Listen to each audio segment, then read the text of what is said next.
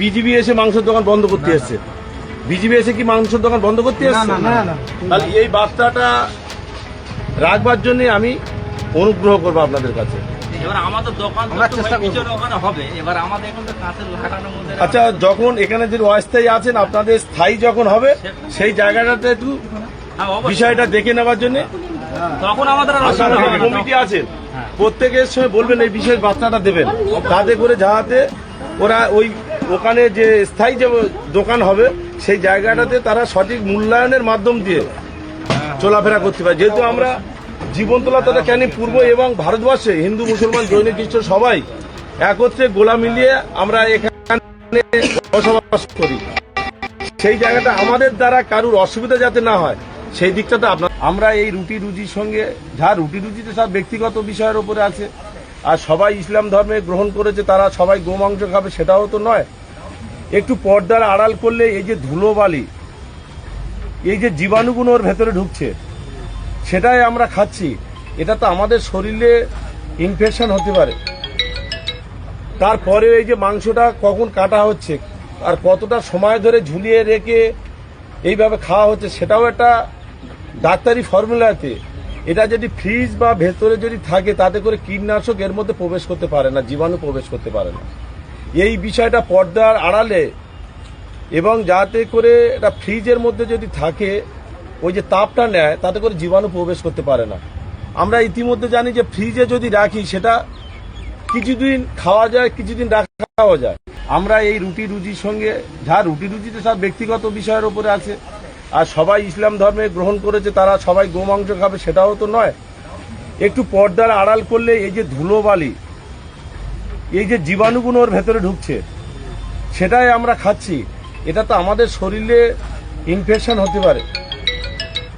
তারপরে এই যে মাংসটা কখন কাটা হচ্ছে আর কতটা সময় ধরে ঝুলিয়ে রেখে এইভাবে খাওয়া হচ্ছে সেটাও একটা ডাক্তারি ফর্মুলাতে। এটা যদি ফ্রিজ বা ভেতরে যদি থাকে তাতে করে কীটনাশক এর মধ্যে প্রবেশ করতে পারে না, জীবাণু প্রবেশ করতে পারে না। এই বিষয়টা পর্দার আড়ালে এবং যাতে করে এটা ফ্রিজের মধ্যে যদি থাকে ওই যে তাপটা নেয় তাতে করে জীবাণু প্রবেশ করতে পারে না। আমরা ইতিমধ্যে জানি যে ফ্রিজে যদি রাখি সেটা কিছুদিন খাওয়া যায়, কিছুদিন রাখাও যায়। বিজিবি এসে মাংসের দোকান বন্ধ করতে এসেছে। বিজিবি এসে কি মাংসের দোকান বন্ধ করতে এসেছে? না। তাহলে এই বার্তাটা রাখবার জন্য আমি অনুগ্রহ করবো আপনাদের কাছে।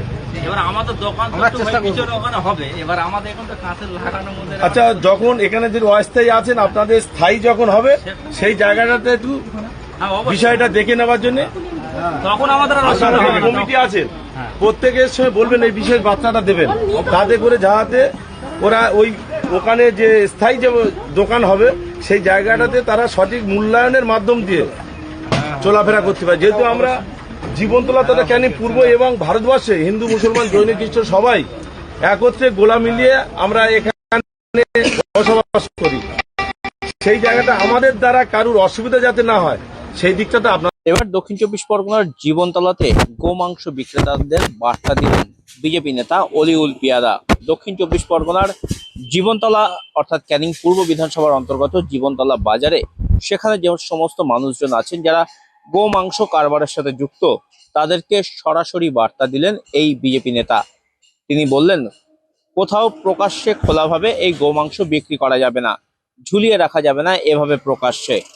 তার মূল বলার উদ্দেশ্য, এভাবে ঝুলিয়ে রাখলে ধুলো ময়লা সেই মাংসের উপরে পড়ে, মাছি সহ অন্যান্য জীবাণু সেই মাংসের উপরে পড়ে, ফলে যারা দীর্ঘক্ষণ পর সেই মাংস সেখান থেকে কেনেন তারা কার্যত রোগ জীবাণু সহ সেই মাংস কিনে নিয়ে যান এবং সেই মাংস বাড়িতে খেয়ে শরীর খারাপ করতে পারে।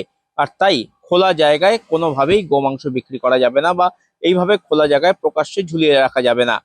তার জন্য কোনো রকম হাইজিন মেনটেন যাতে করে ব্যবসায়ীরা এই ব্যবসা করেন সেই বার্তা দিয়েছেন এই বিজেপি নেতা। তার বার্তার মধ্যে কোথাও কোনোভাবে গোমাংস বন্ধ করে দেওয়ার বার্তা কিন্তু নেই। বিজেপি নেতার এই উদ্যোগ বা এই বক্তব্যে খুশি গোমাংস বিক্রেতারা। তারা দাবি করেছেন যে উনি যেটা বলেছেন সেটি যুক্তিযুক্ত। আগামী দিনে যখন তাদের নতুন দোকান, স্থায়ী দোকান তৈরি হবে তখন তারা সেই নির্দেশিকা মেনে হাইজিন মেনটেন করে তবে গোমাংস বিক্রি করবেন সেই প্রতিশ্রুতিও দিয়েছেন জীবনতলা বাজার এলাকার এই গোমাংস বিক্রেতারা। বিজেপি নেতার এই উদ্যোগে এবং বক্তব্যে যথেষ্ট খুশি তারা। কোথাও কারো উপরে নির্যাতন নয়, কোথাও কারো দোকান বন্ধ করা নয়, শুধুমাত্র যাতে সঠিক উপায়ে সঠিকভাবে হাইজিন মেনটেন করে, অর্থাৎ সাধারণ মানুষ যারা এই গোমাংস কিনবেন তারা যাতে সুস্থ থাকেন, সেই কারণেই কার্যত বিজেপি নেতার তরফ থেকে এই উদ্যোগ নেওয়া হয়েছে বলে বলা হয়েছে। অলিউল পিয়াদা তিনি দলীয় কর্মী সমর্থকদেরকে নিয়ে তিনি জীবনতলা বাজারে যান এবং সেখানে যে সমস্ত মানুষজন গোমাংস বিক্রি করেন দীর্ঘদিন ধরে, তাদেরকে তিনি যান, তাদের কাছে যান তিনি এবং সেখানে গিয়ে তাদেরকে এই বার্তা দেন এই বিজেপি নেতা। তার বক্তব্য, কারো পেটে লাথি মারা নয়, কারো ব্যবসা বন্ধ করার পক্ষপাতী বিজেপি নয়। আর সেই কারণে যারাই ব্যবসা করছেন তারা যাতে সুস্থ স্বাভাবিকভাবে ব্যবসা করেন এবং তাদের যে বিক্রি করা মাংস তাতে যাতে কোথাও কোনোভাবে সাধারণ মানুষ ক্রয় করার পর বাড়িতে নিয়ে সেটা ভক্ষণ করে কোথাও কোনো রকম ভাবে যাতে শারীরিক ক্ষতিগ্রস্ততা বা শারীরিক অসুস্থতার মধ্যে না পড়েন, সেই কারণেই এই উদ্যোগ নিয়েছেন তিনি।